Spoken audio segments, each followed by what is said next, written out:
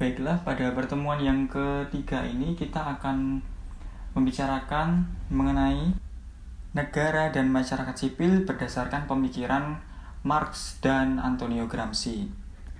Nah, kalau kemarin kita memahami bahwa pemikiran Hegel menyebutkan bahwa negara dan masyarakat sipil ditempatkan dalam kerangka tesis, antitesis, dan sintesis, tentu sangat berbeda pemikirannya dengan kedua filsuf yang akan kita bahas pada pertemuan kali ini. Untuk yang pertama, kita bahas dulu dari pemikiran Karl Marx. Marx ini merupakan seorang filsuf Jerman yang hidup pada tahun sekitar 1880-an. Nah, Marx ini mengkritik pemisah negara dan masyarakat sipil dari Hegel menjadi penyebab keterasingan manusia.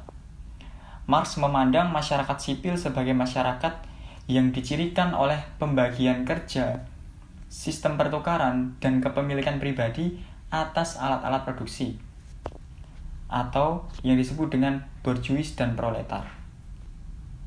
Borjuis ini adalah pemilik modal, sedangkan proletar adalah kaum buruh.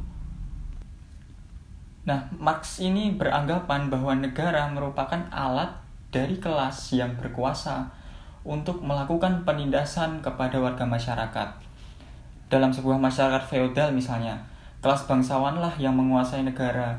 Dalam masyarakat kapitalis, kelas pemilik modal yang menguasai, dan seterusnya. Karena itu, di dalam masyarakat manapun, selalu terjadi ketidakadilan antar kelas. Sebagaimana diketahui dari sejarah, kita lihat bahwa terjadinya pertentangan kelas disebabkan karena modal atau alat produksi dikuasai oleh sekelompok orang dalam masyarakat, baik itu kaum bangsawan, para pemilik budak, atau bahkan para kapitalis. Menurut Marx, yang menjadi pokok itu bukan negara, tetapi justru manusia dalam masyarakat sipil itulah yang menjadi realitas pertama. Logika Hegel mengenai negara membawahi masyarakat sipil kemudian dibalik menjadi masyarakat sipil yang membawahi negara. Logika pembalikan ini bisa dijelaskan dalam pengertian masyarakat sipil sebagai masyarakat borjuis dan negara merupakan alat di tangan borjuis untuk melanggengkan proses penghisapan terhadap kaum buruh.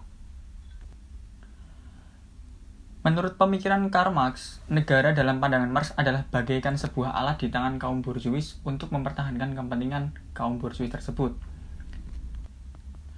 Seperti yang sudah disebutkan tadi bahwa negara merupakan alat dari kelas yang berkuasa untuk melakukan penindasan terhadap warga masyarakat. Bagi Marx, semua orang ini memiliki hak politik dan hak ekonomi yang sama. Karena jika hak politik yang tidak diikuti oleh hak ekonomi yang sama, maka tidak akan menghasilkan sebuah sistem demokratis yang sejati. Karena gini, dalam masyarakat kapitalis maju, orang hanya memiliki hak politik yang sama. Tetapi karena terdapat ketimpangan ekonomi, yang bisa menggunakan hak politiknya adalah mereka yang kuat ekonominya. Maka dari itu, menurut Marx, semua orang harus memiliki hak politik dan hak ekonomi yang sama. Lebih lanjut lagi, menurut Marxis, negara yang ada di sebuah masyarakat kapitalis tidak memiliki keabsahan untuk memerintah kaum buruh dan kelas tertindas lainnya. Karena negara tersebut pada dasarnya hanya melayani kelas yang menguasai modal. Demikian juga negara dalam masyarakat feodal. Maka dari itu, menurut Marx, untuk memperoleh demokrasi atau kedaulatan rakyat yang sesungguhnya, maka masyarakat kelas ini harus dihapuskan. Dan inilah yang menjadi cita-cita Marx, ingin membangun sebuah masyarakat komunis. Karena dalam masyarakat komunis, ini pendapat Marxis ya, semua orang memiliki hak politik dan hak ekonomi yang sama seperti yang disebutkan tadi. Hak milik individu atas alat produksi dihapuskan. Alat produksi dikuasai bersama secara kolektif oleh semua warga masyarakat. Dengan demikian, kekayaan setiap orang dikontrol oleh negara. Kekayaan setiap orang relatif sama, dengan adanya persamaan kekayaan ini, maka orang tidak bisa menggunakan kekayaan material sebagai basis politiknya. Juga negara tidak bisa lagi dikendalikan oleh kelas pemilik modal seperti dalam sistem kapitalis. Nah, selanjutnya, Marx mengatakan bahwa teori negara Hegel tidak dapat menyelesaikan konflik, tetapi justru melembagakan konflik itu sendiri dalam negara. Nah, kira-kira apa alasan Marx terhadap teori Hegel yang akan melembagakan konflik ini? Yang pertama, perwakilan dalam negara monarki konstitusional yang keanggotaannya terdiri dari bermacam-macam kelas justru akan melahirkan konflik di antara kelas-kelas itu sendiri.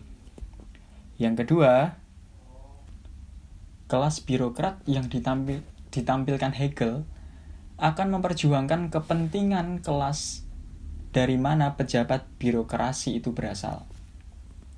Dan yang ketiga, pemisahan negara dengan masyarakat sipil ternyata akan melanggengkan konflik kepentingan antar negara dan masyarakat sipil. Jadi, secara garis besar, bahwa Marx memandang negara ini adalah bagaikan sebuah alat di tangan kaum borjuis atau pemilik modal untuk mempertahankan kepentingan kaum borjuis tersebut, dan yang pada akhirnya menindas kaum proletar. Kemudian kita sekarang beralih ke pandangan Antonio Gramsci.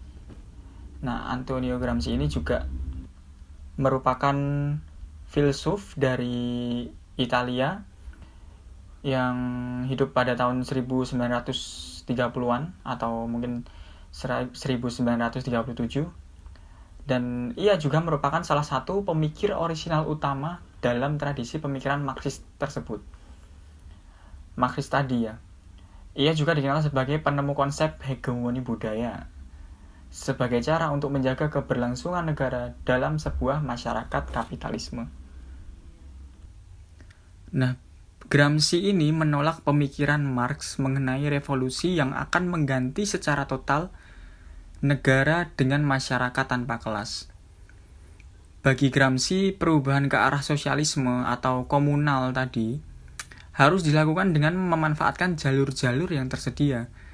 Bertolak dari kondisi yang sudah ada itu, buruh membuat jaringan dan aliansi baru dengan kelompok sosial yang ada melalui hegemoni. Nah, hegemoni yang dimaksud ini adalah pengaruh kepemimpinan, dominasi, kekuasaan. Nah, lewat hegemoni ini menjadi sentra dalam pemikiran Gramsci sebagai upaya mewujudkan cita-cita masyarakat sosialis. Itulah kira-kira latar belakang Gramsci mengkritik terhadap pemikiran Marx. Nah, lalu bagaimana pandangan Gramsci terhadap negara dan masyarakat sipil? Dalam pandangan Gramsci, ia membedakan masyarakat sipil dengan masyarakat politik. Nah, kalau masyarakat politik ini adalah aparat negara yang melaksanakan fungsi monopoli negara dengan koersi atau paksaan, bisa disebut sebagai paksaan.